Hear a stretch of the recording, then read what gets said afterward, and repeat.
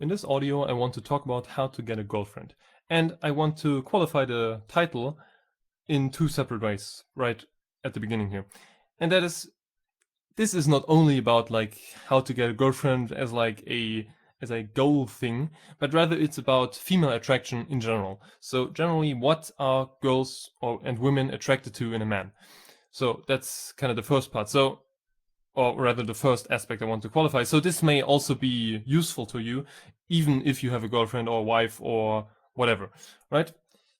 And the second one is about the kind of as a Linux user part in the title, because I mean, we can only, or at least I can best describe things from my own perspective and speak to people who are kind of like myself to make them understand what I mean.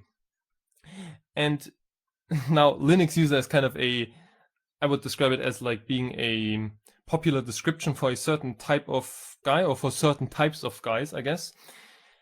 And I think it's the most like easy to understand and easy to grasp description of that type of guy. So this is going to be very, in some sense, also abstract and maybe a bit theoretical, because you need some kind of theory, some kind of framework, some kind of like mental framework to kind of think things through. And yeah, so it's about thinking things through very much. So how to actually understand this aspect of reality. So how, like, what do women find attractive? This is what is really about, and of course also how to kind of get to that point. So this is what I kind of wanted to say about the title. So let me state right off the bat, basically the synopsis. Women are fundamentally attracted to inner stability. This is what women desire the most, in a sense. And of course, inner stability manifests itself in different aspects.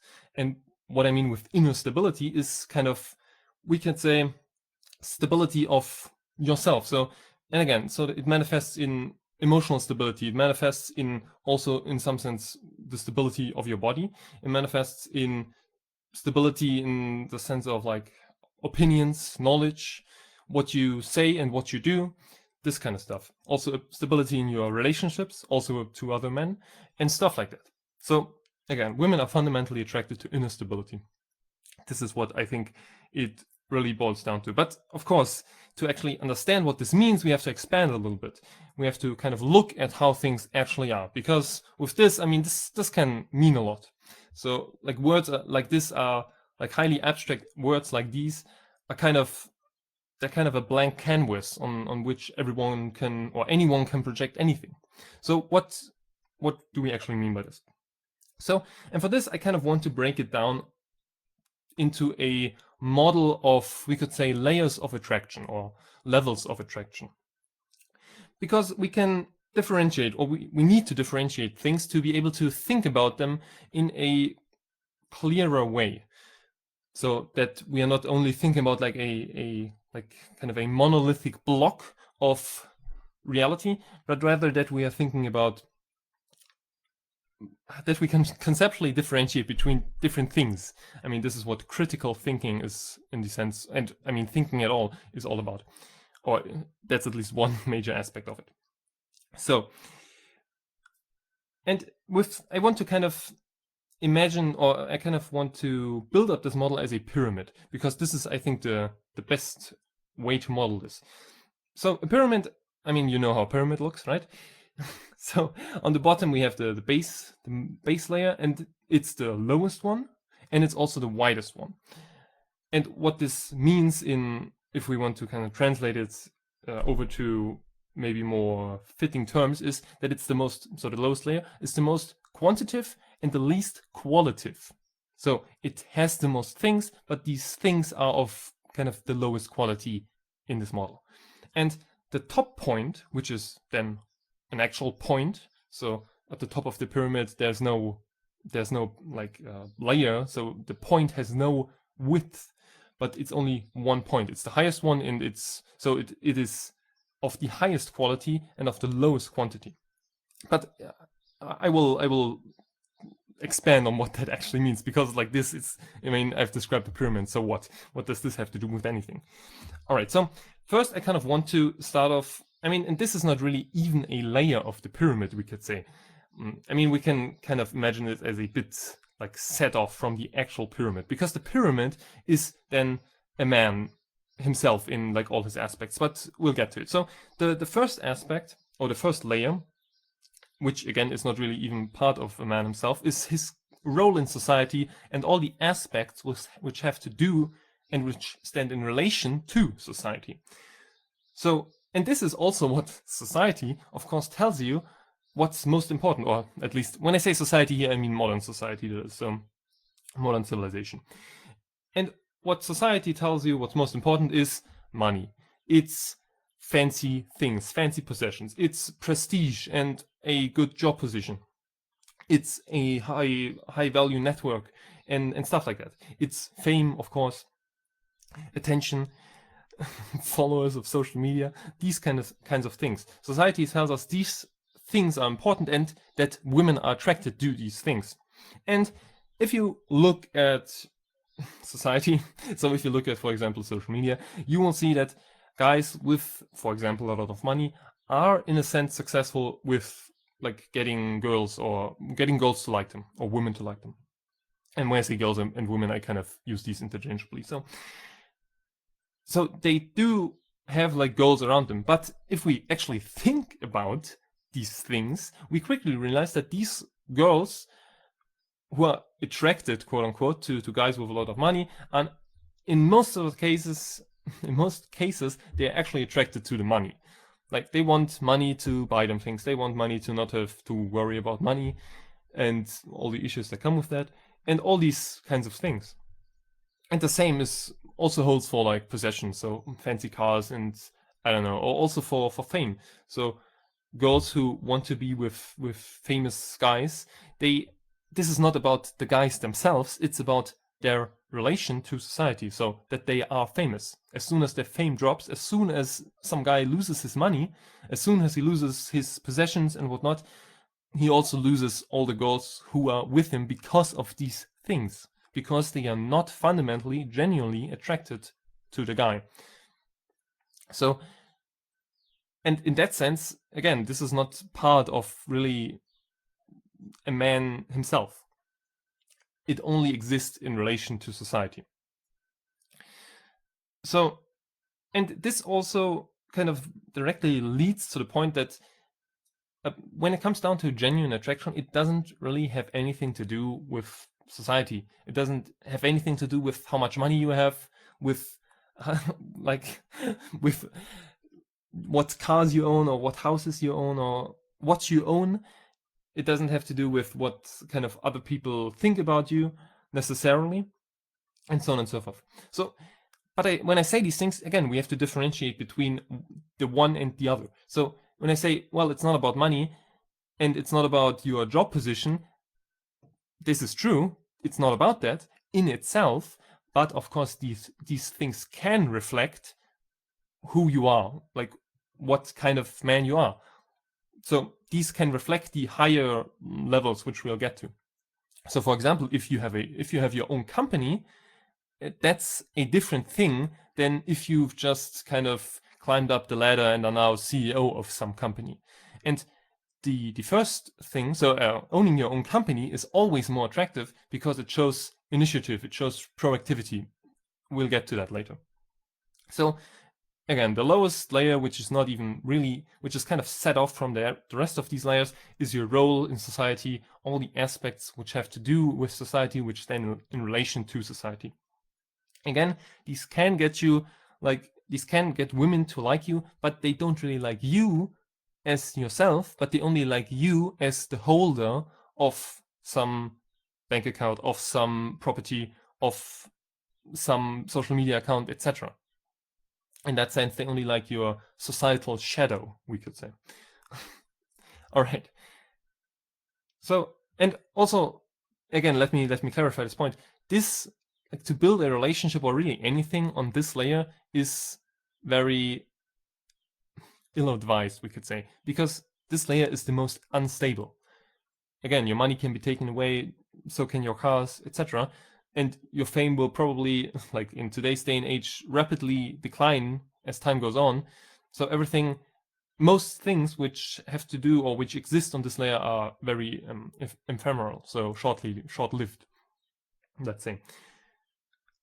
So, and of course, if whenever someone or when someone comes along which has more money, which has nicer cars, which is more famous, any women that likes you because of these things are probably just gonna try to get to that other guy because of his whatever, right? So I hope that makes sense. Next up, the next level or the next layer we want to look at is kind of the material layer. And so this is your body, more or less.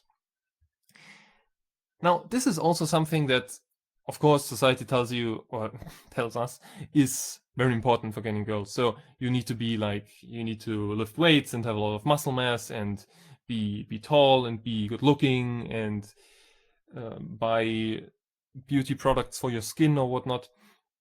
And it is, of course, true. I mean, there's no denying that your body is an aspect of you. Like, that's how it is. And women are, of course, attracted to good-looking, muscular physiques. That's also how it is. So there's not really any denying that. And this is also the reason why you should, in a sense, develop your body. And this does not mean you need to. Maybe I should talk about it in a later part when we get to like practical aspects. But this does not necessarily mean anything directly. I mean, it's just that we exist in physical reality, and to neglect this aspect of existing in this physical reality, the vehicle of which is your body, is, well, one aspect you neglect if you don't develop it. So, but also, again, with the layer of kind of societal things, this layer is also very fluctuating. It's also, in a sense, very fragile. And it's also, in a sense, short-lived. Because you are, and when I say body, I also mean like stuff like health, so physical health. Because your body can break, like you can lose your muscle mass you have built up, these kind of things. And with time and with age, it will degrade. That's how it is. And that's also how it is with like women, of course. So this is kind of an aspect which is important, of course, but to say it's the most important thing and that's the only way how you can get any girl to like you is also very wrong, because it's not. It is, because of it is a superficial aspect, it is, of course, beneficial to kind of be attractive on first sight, if you know what I mean. So of course it is like this, and also the layer of kind of these societal aspects is, of course, what anyone sees on first sight. So I think that's kind of obvious. And if we ascend these layers, because so now we are on the bottom one when it comes to like the three aspects which belong to you yourself. So the societal aspect is the fourth one and the most bottom one in this kind of pyramid, and it's not really part of you. As we ascend these, we kind of, if you imagine how you get to know someone, we also kind of get deeper into that. So what I mean is, the first thing you see of someone is, of course, their appearance. And then when you kind of talk to them, you kind of get to know them a little bit. You kind of get to know them superficially, we could say. And then if you spend more time with them and kind of, spend time, you really get to know them. So we can kind of look at it like that. This kind of progression of time as you kind of get to know someone stands in relation to these layers, is what I want to say. So yeah, that's this layer. The next layer, so the second, the almost top one, is kind of the layer, we can call it like psyche or psychological layer, or kind of these things. So it's a layer which, in a sense, belongs to physical reality, we could say, but it's not about like actual physicality. It's not about material in that sense. So on this layer, I would also put like things like words, knowledge, actions, these kind of things, which take place in physical reality, but which are not material in the sense that you can grasp them, or that you can actually like take them, right? So things like how eloquent you are with your words, what kind of knowledge you have, not like technical knowledge, but like knowledge of, I don't know the word, but also what opinions you have of things. So these kind of stuff. If you do what you say, these kind of things. So, and here I would also put then, because I've given that example before, like things like, for example, having your own business. This kind of also belongs there. Even though, again, we would think, or you could think that having your own company or whatnot, or your own business is part of the societal layer, but it's really not, because it's you doing something. Of course, what you do has to do in a sense with society, but it's not dependent on society. It's something you do from your own initiative. But we'll get to that in a little bit. So, and I think on this layer, if we want to talk about like proto or stereotypes, like on the layer we talked before with the body aspect, or let's start from the bottom. On the societal layer, we have all these kind of, if we talk about stereotypes, these kind of influences. On one hand, we also have like the kind of type of guys who want to ascend the corporate ladder, and kind of these overachiever types, we could say, or also actors, for example, or musicians, these kind of things, or these kind of guys, right? On the second layer from the bottom, so on the layer of body, we have like kind of course, guys who do a lot of sports, guys who lift weights, guys who look very good, this kind of stuff. So yeah, on this layer, we then have, so on the kind of layer of psychological aspects, we could say, or words, knowledge, etc. We have the kind of philosopher stereotype, we could say. So a guy who tries to get girls through his words, through his knowledge, through his unique opinions, through his eloquency, etc. So, but again, that's only one type. We could also, for example, have the guy who has his own business, does his own stuff, tries to find his own way in the world. Maybe this, but again, these are only outer appearances, because we are kind of still in that realm. So yeah, take all of this, of course, with a big load of salt. So when I talk about kind of stereotypes and try to categorize them, but just to kind of visualize what I mean, if that makes sense. All right, so, but again, these are all really things you can also fake in some sense, what we've talked about so far. I mean, you can win the lottery and have a lot of money suddenly, or do some other things to get a lot of money. You can, for example, take steroids and be very buffed and have a lot of muscle mass in like a short period of time. You can also fake your knowledge, kind of seem more interesting than you are, take on weird opinions, try to fake it, try to have a like mystique atmosphere and stuff like that.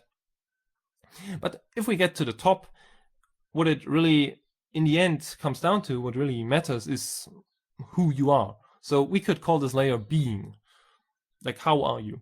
Or who are you? And this is now not really manifested at all in physical reality. It's more of a spiritual aspect, we could say. And when I say spiritual, I don't mean anything that has to do with like modern spirituality. That's another kind of can of worms to open. But when I say the term, I don't mean anything that has to do with that. Let's just say that. But if we want to kind of describe this layer, we can only describe it as spiritual because it has nothing to do with materiality, really. Now, this highest level, of course, manifests itself in all the layers below it. So, like how you are, like that's, I mean, do you need to expand this point? That's how it works, right? It manifests itself in the layers below it. And I think it manifests itself least in the societal layer, if that makes sense, because at least in the modern context, because it's really, this aspect is kind of really the other way around. So what I mean with that is that the people who generally do best in society, in modern society nowadays, are the people who kind of let themselves be formed by the society. So for example, or not for example, but the most common kind of stereotype of this today is kind of the specialist. So the guy who, or also, I mean, women are of course also kind of specialists, kind of on specialist form, so this applies to them as well to some degree, but this is about like men and guys. So the guys who kind of is a specialist in a certain narrow, very narrow field, but doesn't really have any expertise outside of that. And he does very well in society because society needs specialists. Modern society, that is. So, but okay, let me not kind of further expand on this, but this is what I mean when I say it kind of shows itself in this societal layer at least. All right. So, and if we now look at all these layers, we can, and we think about them in a pyramid, in the form of a pyramid. We can also, when I say this highest level is kind of the most spiritual level, we can also say the lowest level is the most material level. So the level of money, of possessions, of fame, of societal things, it is the most quantitative because there's the most stuff there. It is the least qualitative because all this stuff is highly relative. So it is the most material. Yeah, I think that should be intuitively clear in some sense. And again, this top aspect of being is the least material and the most spiritual, because we cannot really grasp it with through the lens of physical reality. Okay, so I want to expand on 2 points which I think belong to this layer and which are highly important when it comes to actually being attractive to girls. And these tie directly into what I said in the beginning, that girls and women are fundamentally attracted to inner stability. And when I say inner stability, this is exactly stability of this highest level, stability of how you are, who you are. So stability of your being, we could say. So these 2 aspects are being not needy and being proactive. So let me first go into the not needy thing. So needy, the word needy comes from needing or from need. So if you need something, you are in a sense needy. And I mean, not really. The term needy is of course used to kind of describe an overly needing nature, if that makes sense. So if you need very much, or you need more than you think you need more than you actually need, you can be described as needy. Hope that makes sense. So being not needy then means needing not much, we could say, or needing not more than you actually need, or not feeling like you need more than you actually need. So, and with this I kind of want to expand, because this directly ties into kind of freedom. I want to kind of expand on freedom, because freedom nowadays is kind of a weird word, a very confused word. So, and I want to kind of look at it through this lens, because nowadays one certain type of freedom is very prevalent, especially like among guys and men. So, and this we can call freedom through maximalism. What I mean with this is this kind of theory, and I mean, it's never really kind of explained like this, I guess, but if we think about it, it is this kind of idea that, well, it doesn't really matter how much you need if you simply have enough resources to satisfy all these needs. So this is what this maximalism means. So maximalism in the sense of, well, I have so much money, I don't even need to restrict myself in any way. I can just buy whatever I want. This kind of idea. And then I am free because I have no practical restrictions. But this is, of course, I mean, this is, of course, if we think about, again, the pyramid and the most bottom layer, because this is what this kind of view focuses on. So, I mean, that's even like whenever we talk about anything that has to do with money, it's kind of always related to this bottom layer, of course, because money is we could say, social construct. So it can only really exist in society. And that is like modern money. But okay, let's not open that kind of worms. So again, freedom through maximalism is not really a freedom, because it has nothing to do with you. It has to do with your resources. So it only has to do with you as the holder of some resources, which then lead to this maximalism. And it's also not any freedom, because I mean, what are you free from? You're only free from artificial restrictions society puts in your way to get some goods, for example. So you're not free of the need to get these goods or these whatever. And this is now the other pole, or the other kind of freedom, and that is actual freedom, in the sense of you are free from needing much, let's just say. Because I mean, again, we exist in physical reality. We have bodies which need food, which need water, which need air. Of course, we are never free from needs in that sense, but these needs are very basic and they're very easy to satisfy. So, and of course, modern society is kind of all about going way beyond these needs, needing much more than you, well, actually need. And I think this is now what this kind of freedom, or what actual freedom, I should rather say, boils down to: not really needing anything beyond that.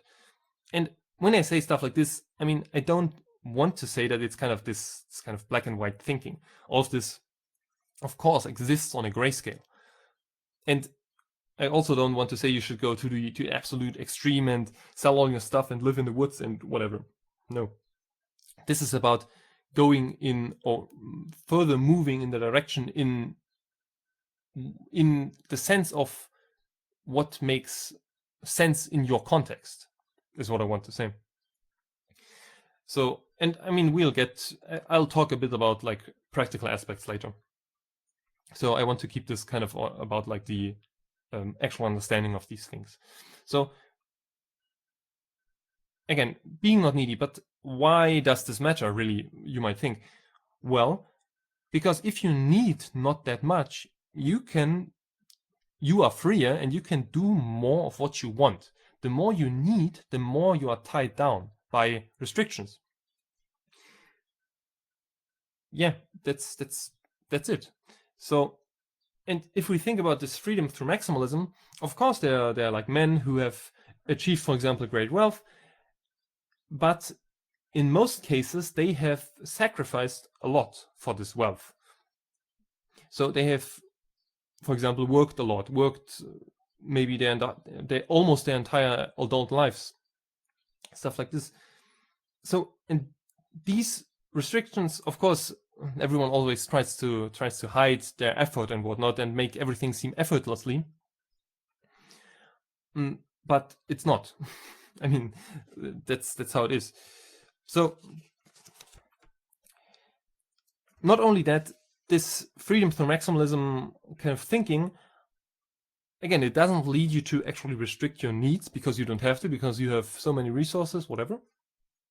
But one aspect of this is that there are always new needs. This is what the entire modern economy is all about. There are always new needs. There are always new products. There are always new, even categories of products. There's always new stuff. You can never have the latest of everything. That's simply not possible. So it is a we could say divergent thing. It is in a sense divergent because it diverges. There's no point it converges on. So you can never have the newest car, really. Of course you can for a short time, maybe, but you can never completely satisfy everything, because that's simply not possible. So you are always in some sense restricted in this aspect. So we can also say, if we kind of want to take it like that, you're always caught in a kind of world of becoming. You're always driven towards the next thing, always driven towards more wealth and more money and more cars and more whatever.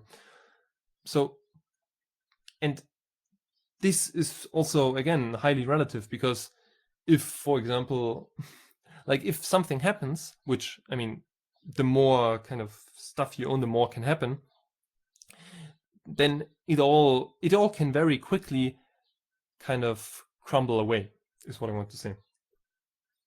So, but with actual freedom, this is not the case, because you actually kind of overcome your needs which are not actually necessary. So by overcoming them, you free yourself from them. You free also yourself from the restrictions which you need to impose on yourself to satisfy these needs. So, for example, if you only need a little money, you don't need to work as much. So, I mean, simple example, but that's how it is. And this allows you way more to actually do what you want and not do what society wants you to do. So again, but if we think about freedom from maximalism, that which you can do is always within that what you can do through your maximalism is what I want to say, is always within the realm of society. While with actual freedom, you can kind of rid yourself of all of that and simply pursue what you actually want to pursue. Because most things are not, or let's say most things worth pursuing are not expensive. They don't need a lot of resources.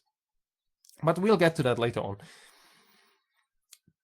So one last note I want to take on this is this freedom through maximalism also kind of ties into an obsession over means. In the sense that, two notes. So this is the first. An obsession over means in the sense that you try to optimize everything, but you don't really have there's no point to that. You try to get the newest car, but for what? For what? So that's the first. And the second one is, with actual freedom, one kind of thing I have in my mind that kind of puts it very concisely and clearly, I think, is the more you become, the less you need. So this kind of draws all these pieces together. So yeah, that's the first aspect which I wanted to talk about when it comes about your being, when we're going to call it that. So being not needy. Let me think. Yeah, I think I'm gonna expand on this later. So next up, I want to talk about being proactive. So again, this is in a sense an aspect of this highest level, which we can call being in this model. And proactivity now stands in contrast to reactivity. So if you react to something, you are being reactive. But that means some action, you're confronted with some action. You're confronted with, for example, an opinion, or confronted with something someone says or whatever. So this is a common example. And you react to that thing. So the action you do stands in relationship to some other action. So it's reactive, right? And proactivity means, in a sense, the opposite. So you do something not because you want to react to something, or you want to react to a specific action someone has done, but you do something because you yourself want to do it. So your will is the starting point for this action, and not the action of someone else, as it is with the reaction. So, but you might say, well, why is proactivity attractive? And I think the basic reason for this is because opposites attract, and the masculine proactivity stands in relation to the feminine reactivity, or passivity, we could also say. So the feminine pole, if we think about symbolic masculinity and symbolic femininity, the feminine pole is passive, while the masculine pole is active. And this is, of course, this manifests itself in the actual dynamic between men and women in real life. So, for example, the man is always the one taking the initiative. For example, if we think about, I don't know, talking to girls on the street, he's the one who goes up to the girl and says hello. He's the one who asks for a number. He's the one who kind of calls her up. He's the one pushing forward with these kind of things. And the girl or the woman is the one who reacts to his stuff. So in this, I kind of put proactivity and reactivity I kind of draw it as a parallel to activity and passivity. I hope that makes sense. So, of course, women are not actually passive, but they react. But this is kind of the same thing in this context. I hope that makes sense. So, the more proactive the man is, and the more reactive the girl or woman is, the stronger the attraction. Because it's kind of like we can think of it like with magnets. So the stronger the pulse, the greater the draw between them. If that makes sense. So, but proactivity now is not only when it comes to like actual like interacting with girls. It's not only important within this aspect, but it's important in general because it has consequences in all of these layers below the top one. So proactivity, for example, also, like in general, we could say proactivity means creating something. Or at least that is one of its most major aspects. And this creation can now take on different forms, really. Let me think. Do you want to talk about that now?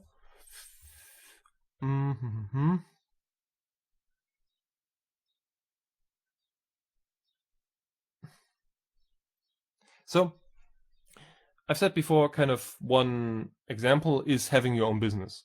This is highly attractive because it shows proactivity.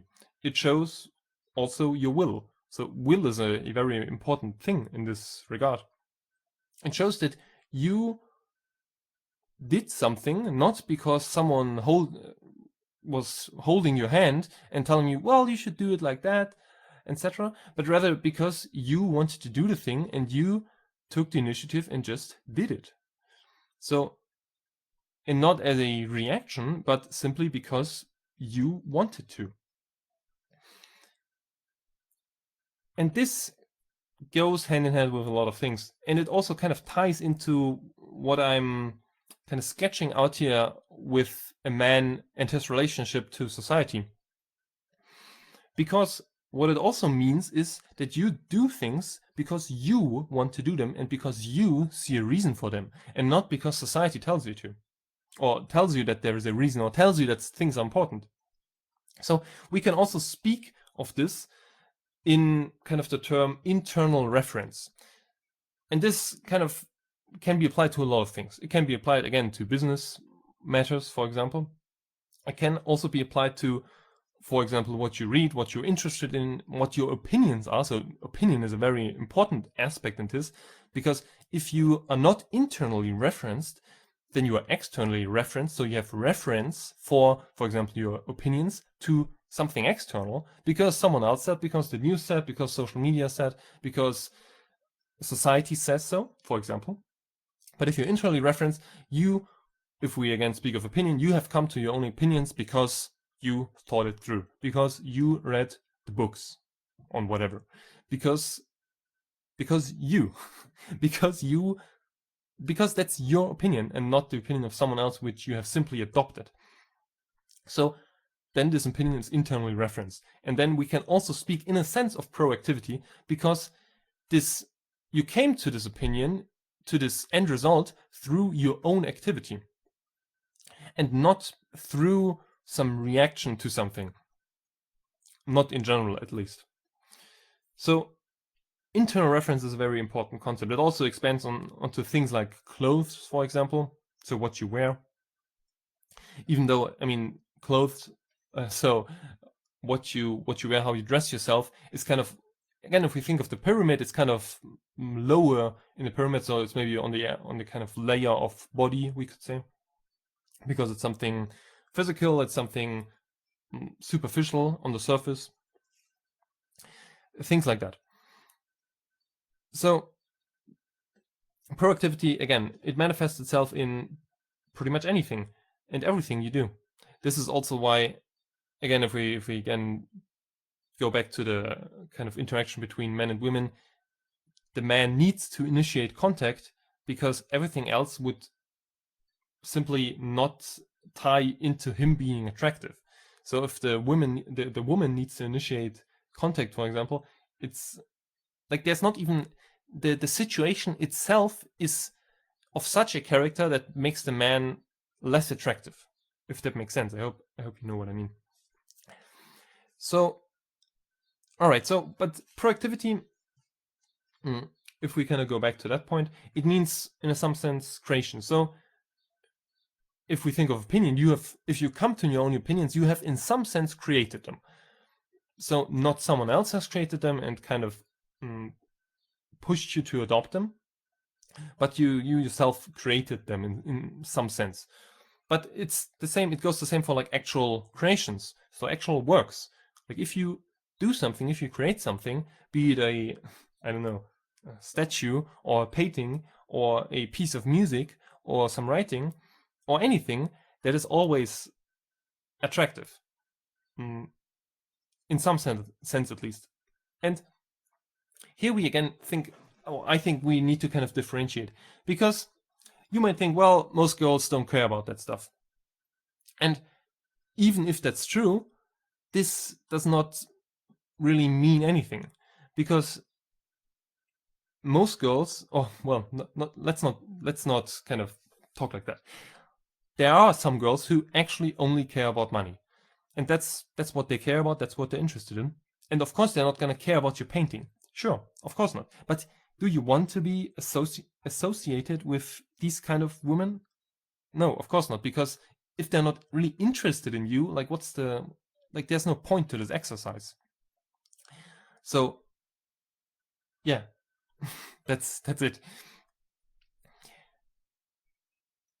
And if we kind of spin this creation thing further on, I think it very much comes down to, or one very important aspect to all of this is creating and forming yourself in some way, or well, in all ways. if we kind of want to take it to its logical conclusions. So again, what I mean with this, I've kind of already kind of scratched that when we talk about opinions, because your opinions are very much part of you. But again, it also expands to like actual works. So for example, a painting or anything else which you create, because creating something always also forms you. It impacts you in some sense. Oftentimes it's not about the actual end result, it's about what it did with you, what you learned through it, what you have taken away from it, but also the act of seeing it through to the end, of finishing something. This builds character. And it's the same way also on the layer of body, of course. I mean, with the body, it's the most obvious, because if you do sports, if you lift weights, if you go running, you will like change physically. So that's the most obvious. And this is, I guess, also why most people, or why a lot of people lift, because there the results are obvious. But the same thing also applies to all the layers, or to the layers above the body. So I hope that makes sense. So this can also be applied there, even if it's not immediately visible. This kind of progress, so either we could say, well, I guess spiritual progress, we could say, if we're thinking about like the top or the most important layer, this will again manifest itself in the layers below that. So if you do something that's hard, if you again create something that takes a lot of effort, takes a lot of work, this changes you in general, at least a little bit, I guess. Again, all of this kind of depends. So it depends on how much work the piece you did actually was, and stuff like that. But that's not important. I mean, this is about tendencies and directions. But this again will have an impact on you, and this impact might then lead you to have a less hard time or an easier time with doing something else. So again, it builds character, and this character manifests in other things.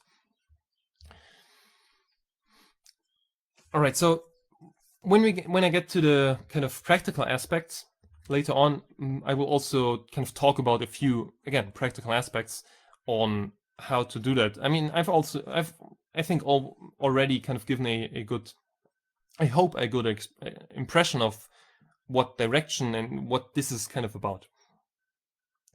So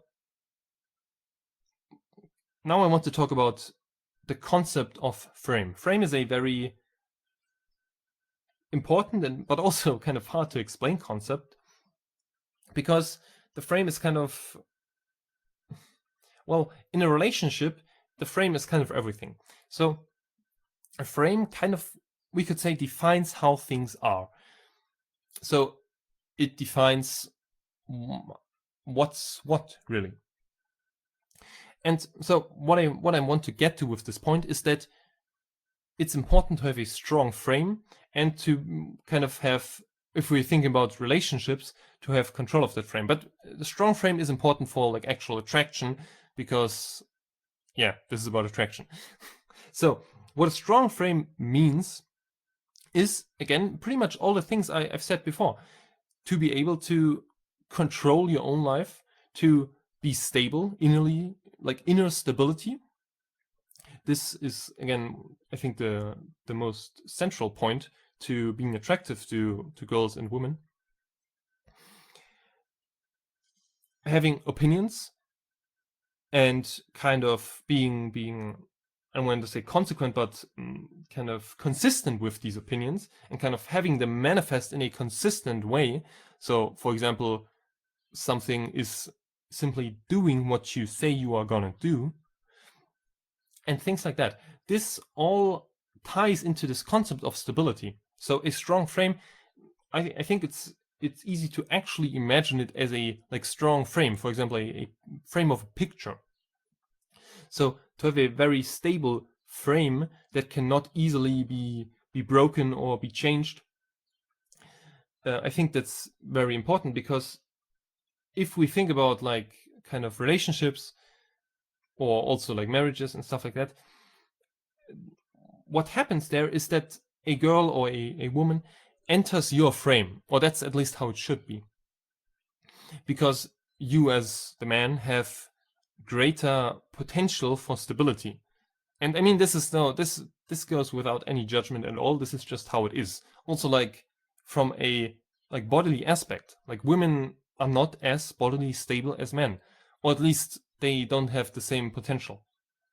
Of course, you can find counter examples for that, obviously. So, but also not, for example, emotionally, or also not when it comes to like opinions and stuff like that. So they're way more externally referenced, at least potentially, than men. So they care about what their friends think and stuff like that. And again, this is about potentials and about like tendencies. This is not some black and white thinking. So it's about frame control and about having a strong frame. And when I say kind of frame control, so controlling also your frame, so in some sense that also means controlling your life and kind of all of the aspects that have to do with that. I think I want to clarify that I don't mean this and any of this really. I hope that is clear without me even saying it, but this is not about being a douchebag. This is not about being mean and being controlling and manipulative and all this kind of stuff. That's not what it's about at all. All of these things are rather a very clear sign of inner instability, because no one who is stable within themselves, who's stable inside themselves, needs to be mean, needs to be a douchebag, needs to put others down or control others. This also goes hand in hand with not being needy. So if you have the need to be mean to other people, well, you're more needy than the guy who isn't. Obviously. So having a strong frame has nothing to do with being like commanding and being like tyrannical and anything like that at all. It's a very big confusion to think about any of these things when thinking about the concept of frame and the concept of having your own life. Also, when I say a girl ideally enters, or that's how it should be, enters your world, your frame, this is again not about like commanding her to do stuff or whatever. So I want to clarify this point, and I want to explicitly say it, because I think especially nowadays there's a tendency to kind of mix these things up. But again, let me say, someone who's a douchebag is not that stable inside themselves. So even if they very much kind of radiate a certain stability, but I think I don't kind of want to expand on this point. But let me just say that is why some girls are attracted to these, or well, a lot of girls are attracted to these type of guys, because they, through their being douchebaggy to others, they display exactly what I've said here. So they display a, in a sense, neediness, if that makes sense. So they display they don't need to be liked by other people. They do whatever they want to do. They say whatever they want to say, etc. And this oftentimes goes hand in hand with like having a strong muscular body, having like strong opinions on stuff, and this kind of stuff. But these negative aspects of being a douchebag, of having to be mean to other people, and this kind of things, they let you look way deeper. And this is also the reason why relationships between these types of guys and girls usually don't last that long, I would say. So, of course, when it comes to frame, there's not only your personal frame, but also the frame you exist in relationship to society. So the societal frame, we could say. And if we now think about like strong frame, this frame of modern society is very strong in a negative way, I would say. And of course, modern society wants you to only exist within its own frame. So it does not, and when I say society wants you to, I'm kind of talking in like abstract terms. And again, I'm talking in terms of like grayscale tendencies, etc. So it wants you to exist in its own society because it wants you to participate. It wants you to, again, be a specialist, do some kind of specialist task, because that is what drives technological progress. It wants you to consume the things because these things tend to integrate you more into society, etc. It doesn't want you to have a strong frame. It doesn't want you to have your own opinions, because these opinions could conflict with the opinions it sets forth, that it wants you to accept, to be a good citizen, to be, well, maybe citizen is the wrong word here, to be a good member of society. So, and I think this is now also an important aspect to consider. So does this now mean you should leave society immediately and go live into the woods? Again, I've said that before. That's not what this is about. This is, again, about tendencies.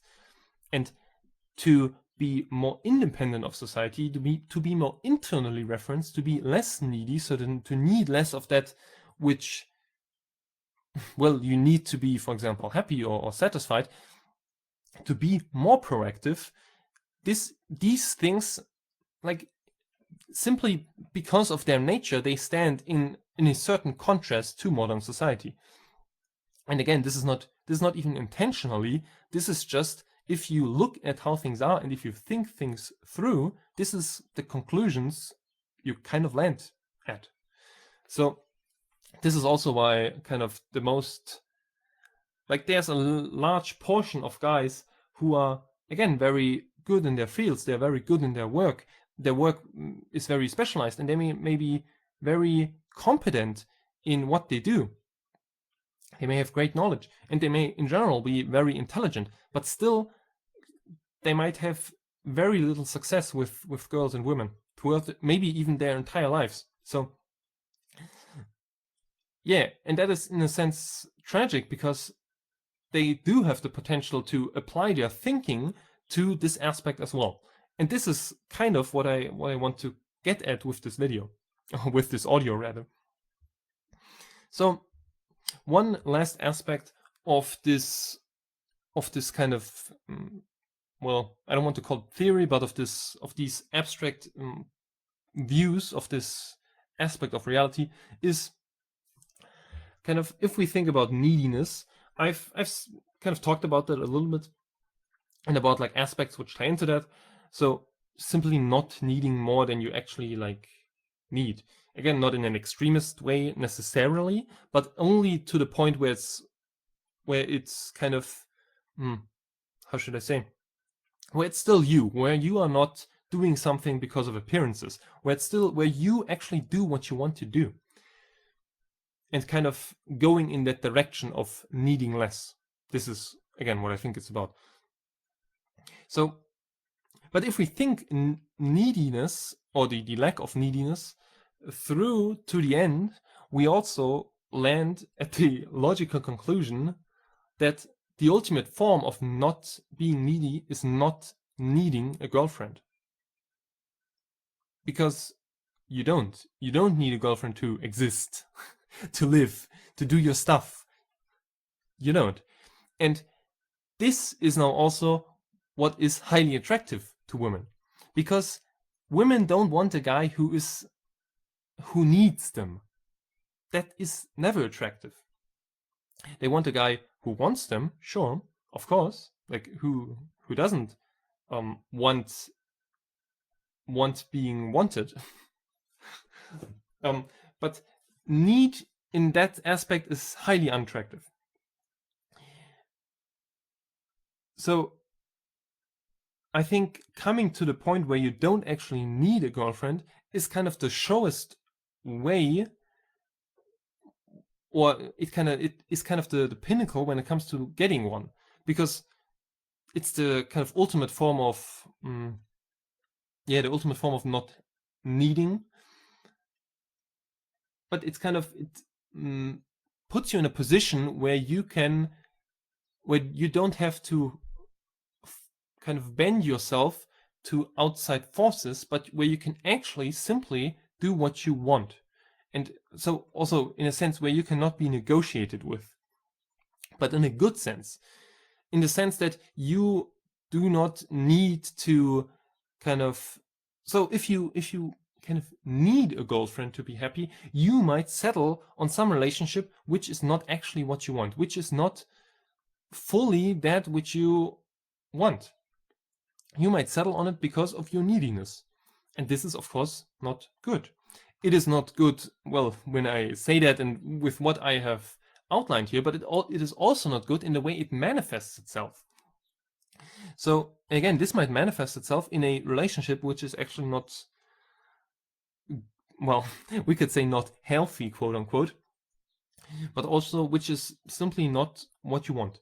So you might settle on kind of the optimum instead of settle on something that's actually good and that's actually what you want. I hope that makes sense. So being not needy in this regard is kind of the best thing, because then you are free to simply to not need to accept something which you don't truly want. So you're fully free in that regard. I hope that makes sense. So, and I mean, this is a kind of funny conclusion to come to, but it might seem paradoxically, but it is not at all. It is not paradoxically, because again, think about it. Because this is not something like getting money, because if you don't want money, I mean, you're not gonna get any, really. Like, no one's is gonna show up and give you money for free simply because you don't want it. But with girls, it's very different, because, well, girls are human and money is not, and so they kind of feel. Also, I mean, they feel this atmosphere. They feel kind of your also one aspect is, of course, confidence. Your confidence in yourself. And when I say like inner stability, this is very much what it also means, of course. But they also feel when you don't need them.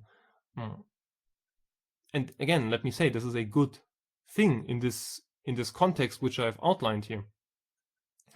Of course, if you kind of play your not neediness as a douchebag, then it of course turns very bad very quickly. So if you're in a relationship and you simply kind of start treating your girlfriend badly because, well, you don't need her, I mean, what kind of behavior is that?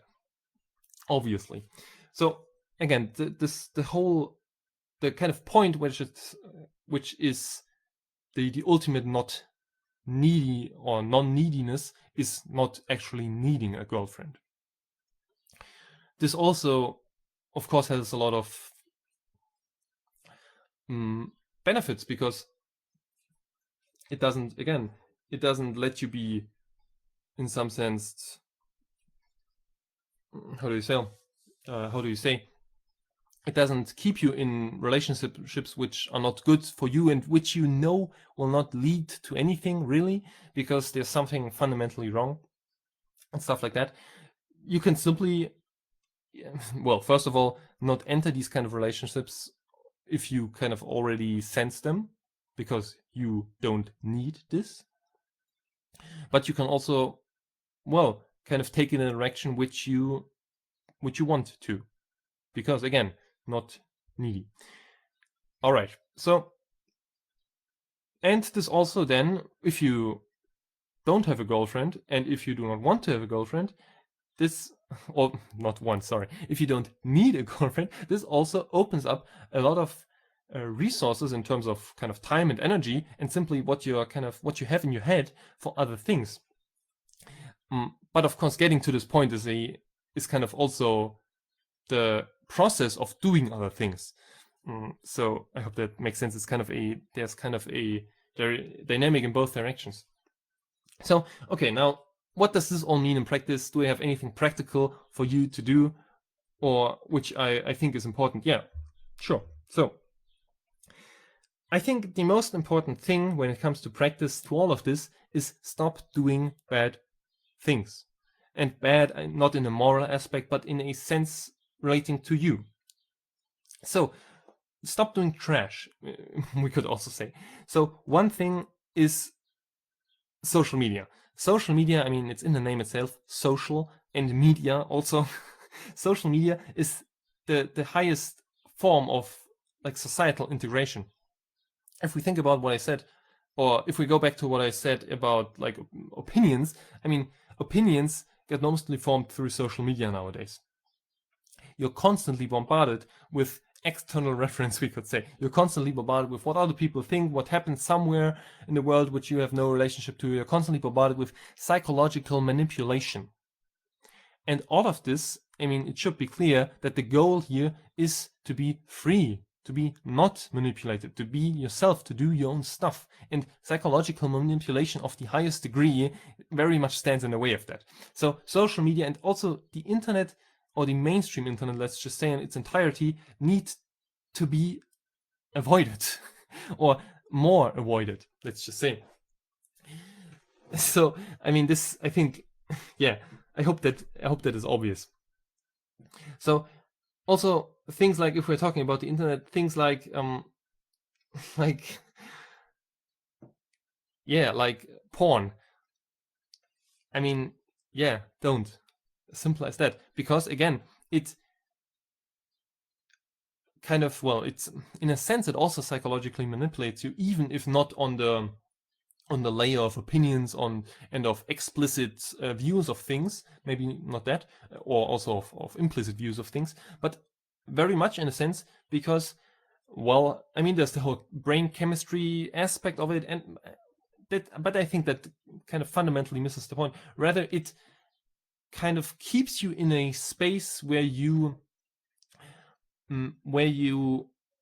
can, well, I don't want to say easily satisfy like needs, quote unquote needs, but it kind of keeps you in this cycle of continually satisfying needs which are not like necessary, which are not actually necessary as in the sense of like food and water and shelter and air and stuff like that, because they are not. Let me say, no matter what modern psychology tells you, this aspect of your body, of your psyche, of your being is not necessary. You can go without it. And I mean, there are resources out there for like actually quitting this stuff, because I know if you're kind of in this cycle of consuming these things, it can be kind of difficult.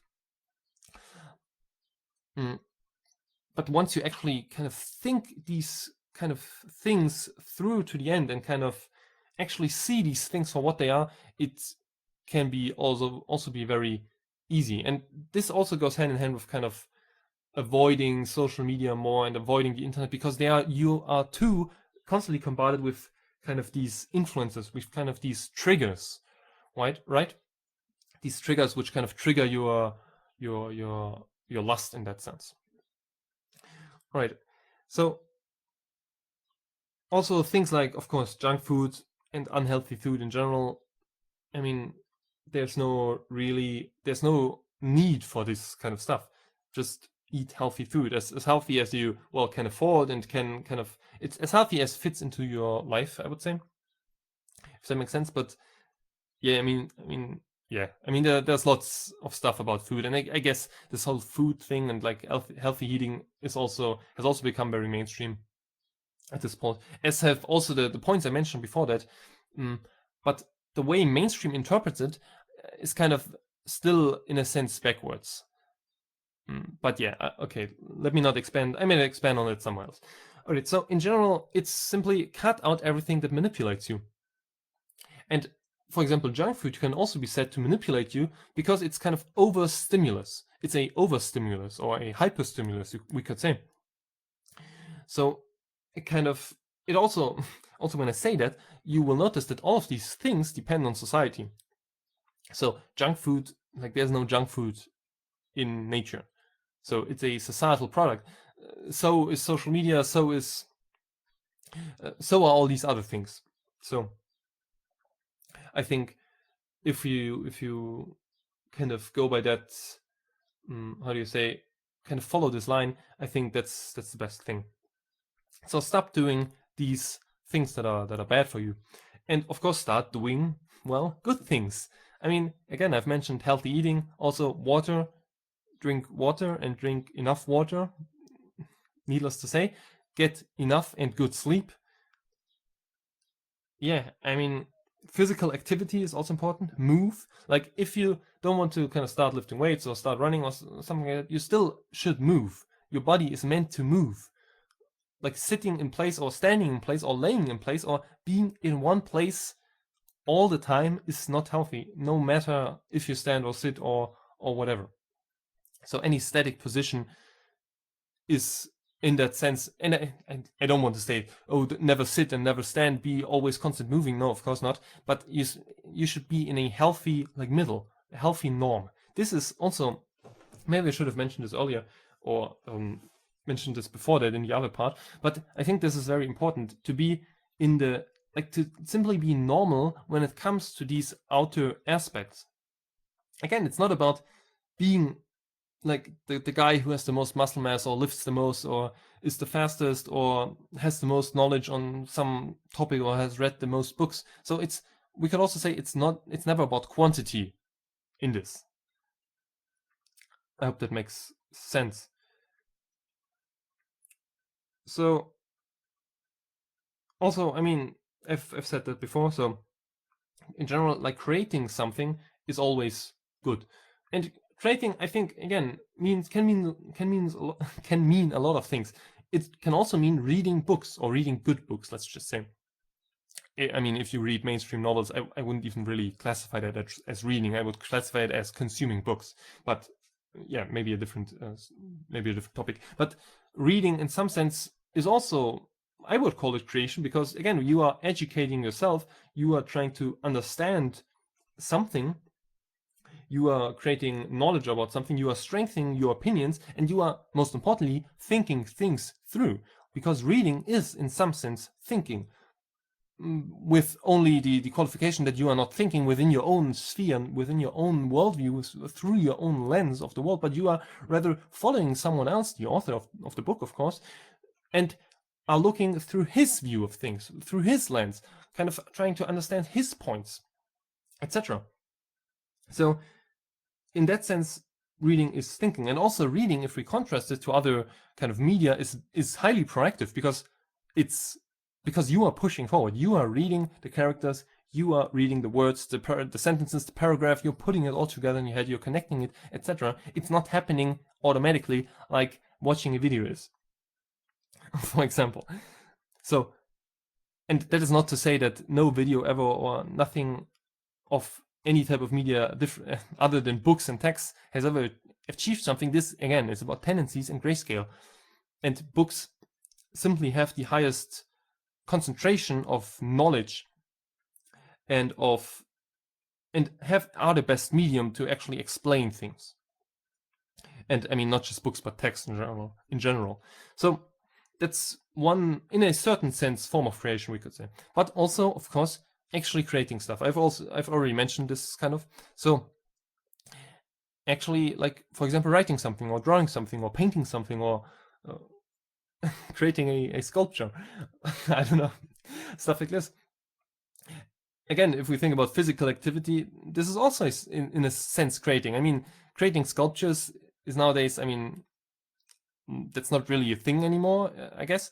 Not in like, at least not in when we're not talking about some kind of niche or niches, but like sculpting your own body through physical activity, through running and lifting weights, or I mean, and when I say running and lifting weights, I don't mean running and lifting weights in a vacuum necessarily.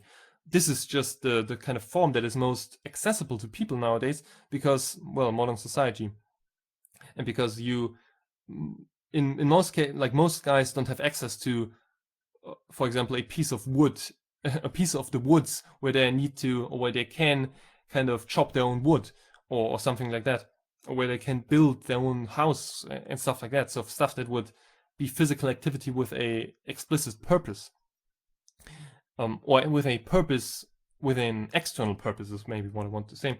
But still, physical activity, this very much is a sort of creation because you are sculpting your own body in that sense.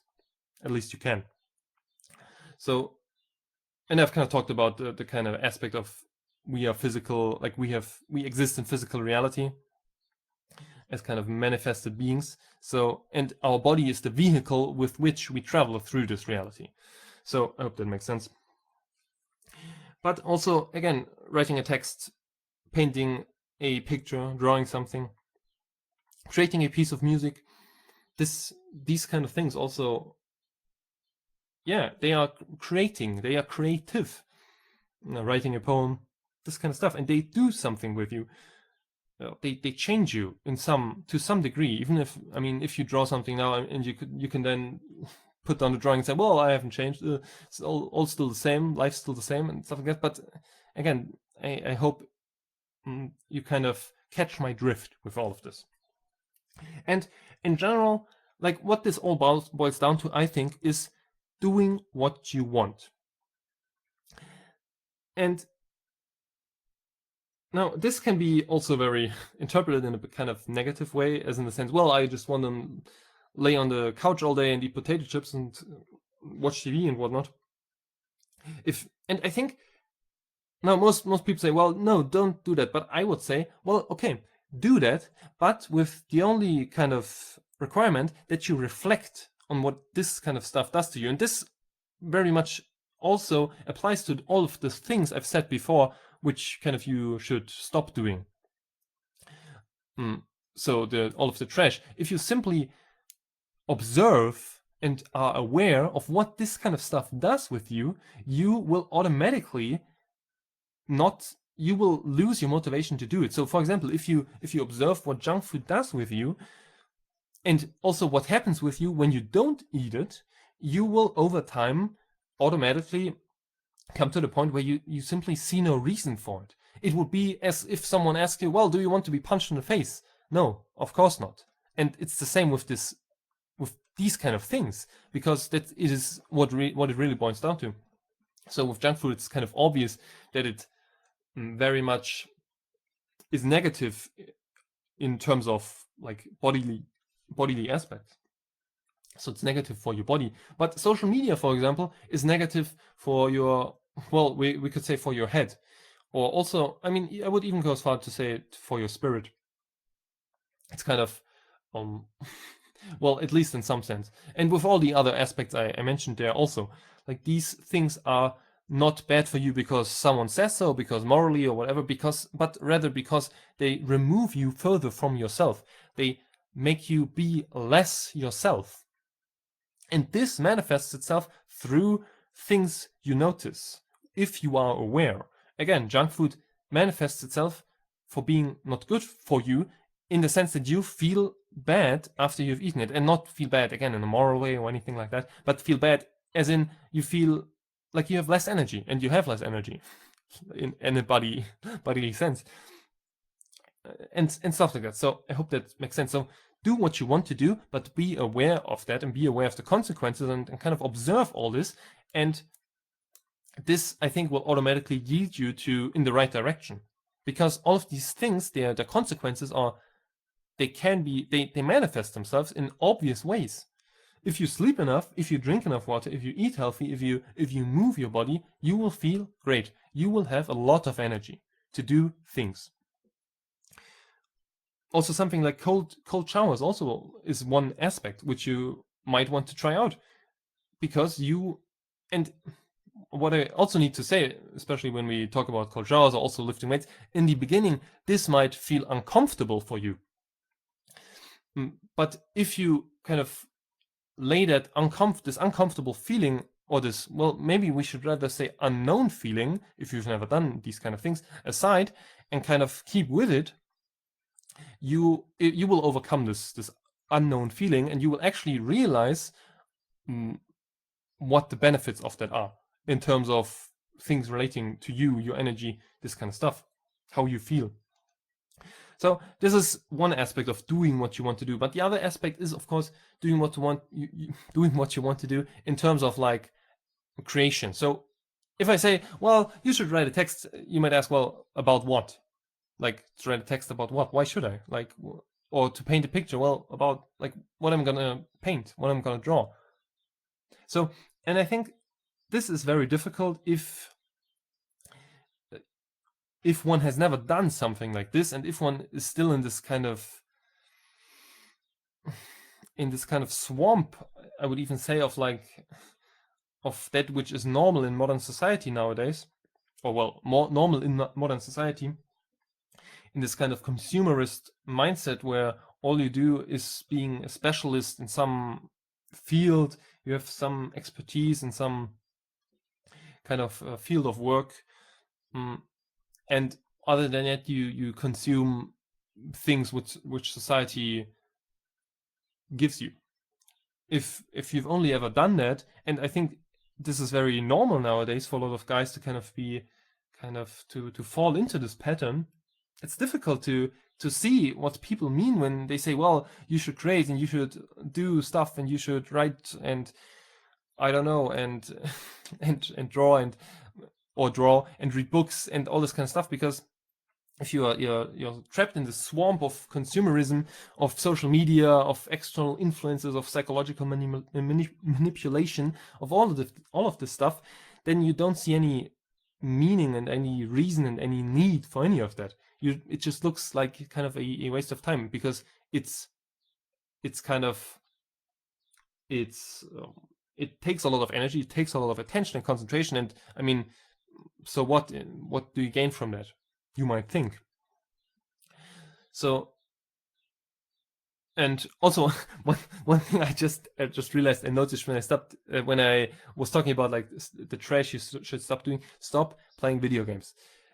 And again, this is one aspect you very quickly realize is bad for you when you simply observe. When you observe what the video game you're playing is doing to you, in a sense, so how it is affecting you, but also where it's leading to.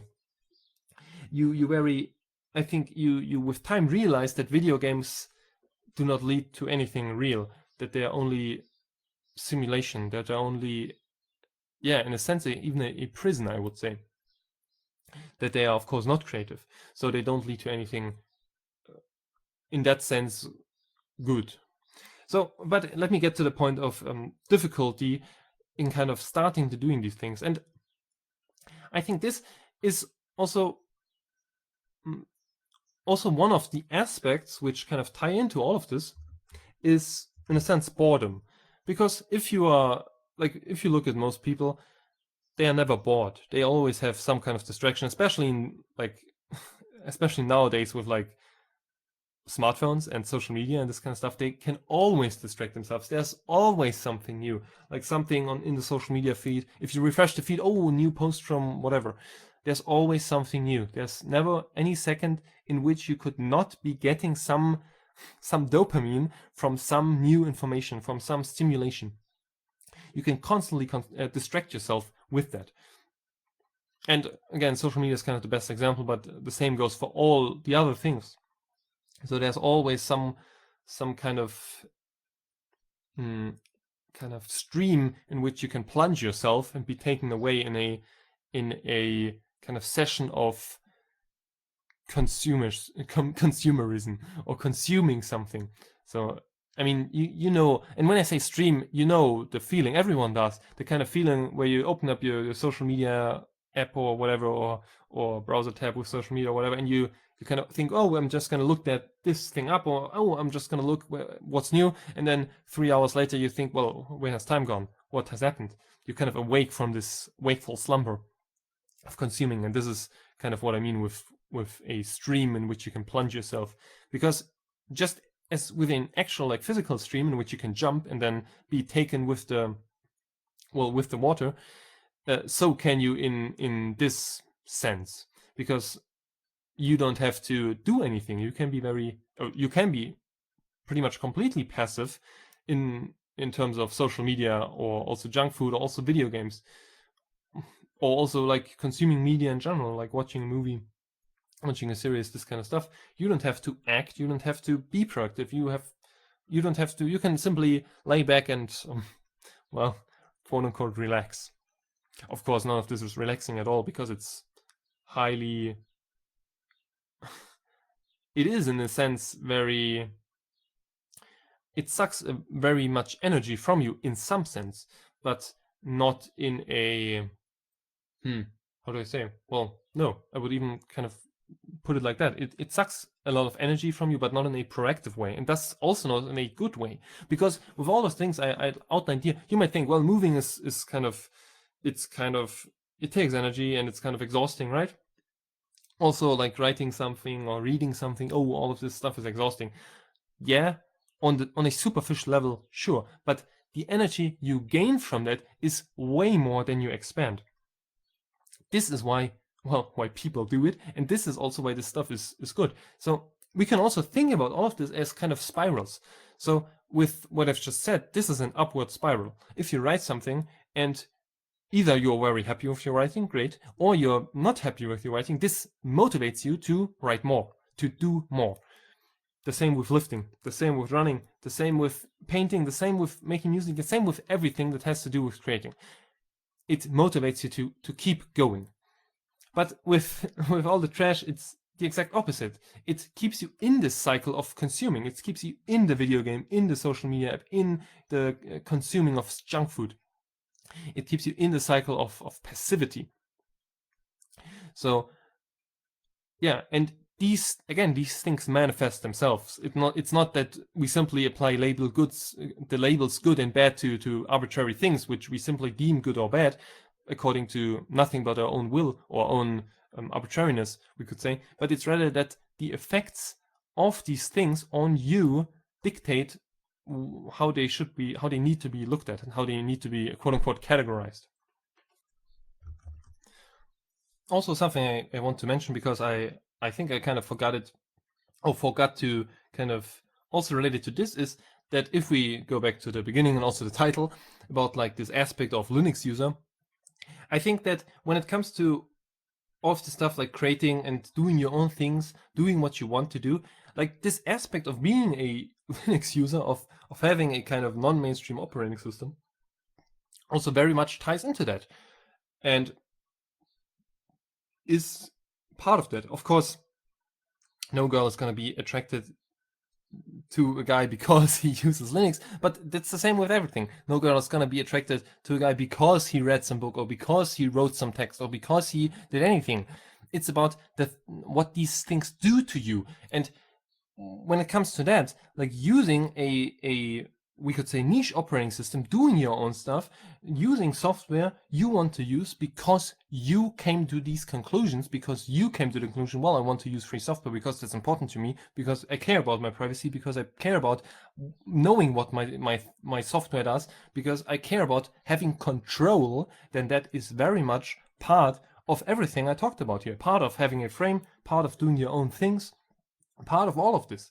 So only because it's kind of this whole aspect of what computers in general are very modern, not very modern, but are only exist in modern society, we should not neglect these aspects, I think. And also, creating something can also mean creating a program which is very useful to you. Like, this is not only restricted to all of these other things which I talked about, but it also very much exists within this sphere of using Linux, of being good with computers and all of this stuff. So what I want to say is also that these things, it's about their inner aspects, so not about like superficial aspects. And with that, again, it doesn't really matter whether you write or make music or program things that are useful to you. That's not what it's about. It's about the inner aspect of you doing something from your own will, from your own initiative, and not because someone else told you to do so. So being proactive and following your own path, I think this is what it boils down to. And it also very much relates to kind of using or having control over your computer and kind of forming your computer how you want it to be in relation to operating system, software use, etc. So I think this aspect should also not be neglected at all. And yeah, this is what I wanted to also mention. All right. So with this, I kind of want to come to the conclusion. I hope this was useful. I hope it was understandable how I meant all of this stuff. I hope also it was the kind of section on the practical aspects and what practical things you can do to kind of move in this direction I've outlined here to become more attractive to women, and to also, with all of this, become more stable inside yourself, and also with that become more yourself. I hope that, yeah, all of this makes sense, or that I was able to communicate it in a way that makes sense, because I think it very much does.